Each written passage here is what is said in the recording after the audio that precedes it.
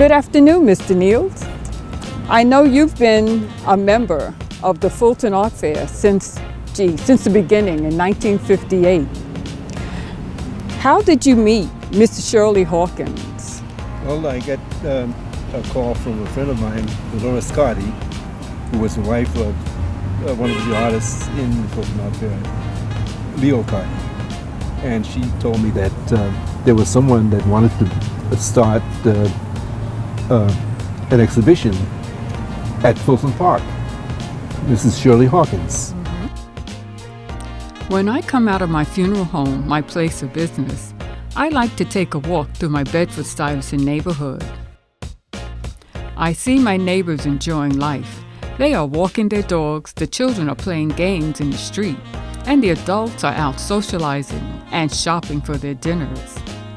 I hear all the time how bad Bed-Stuy is. Bedford-Stuyvesant is a great neighborhood to live in, a hidden gem. I wonder, how can I create a more positive image of Bedford-Stuyvesant? I want everyone to know about the many talented artists who live here, like Ernest Critchlow and Jacob Lawrence. Let me think. I will start an art group with my dear friend Dolores Carty and call it the Fulton Art Fair. I will get some musicians to come and play their instruments. This park would be a great place for artists to display their work. I will get some artists to come out to Robert Fulton Park and hang their work on the fence. People can come and see the creativity that surrounds them.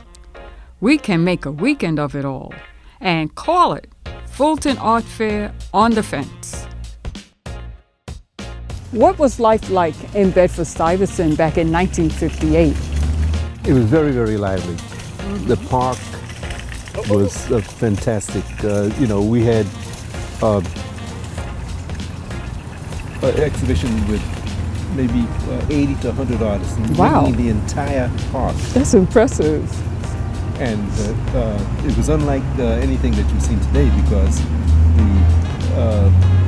the Boys and Girls High School was not there. The school right behind us. There was a bunch of clubs, the Monterey Club, the Berry Brothers, the famous Berry Brothers tap dancers. Oh, yeah. They had a club there, and the Tip Top Club. And there was entertainment in those places. So there was contact with the entertainers and the artists at the fair here. So tell me about some of the other artists who were involved with Fulton Art Fair back in the day. Richard Mayhew was one of those. Okay. Tom Feelings, Okay. Al Hollingsworth, Nat Pinckney, Louis Belial, Vivian Schuyler Key, who was a mentor of mine. She was here, a fantastic sculptor and painter, and Leo Carty, who was the husband of Dolores Carty, who without Dolores Carty, I don't think the Fulton Art Fair would have survived. Well, let me ask you, since you've been here from the beginning to the present, how do you see it progressing for the future? Well, it was much more lively back then, and I'm hoping that more interest will be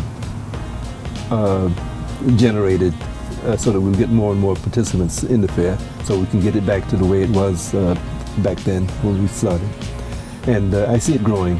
I see it's coming alive again, so hopefully in the future it'll continue to grow.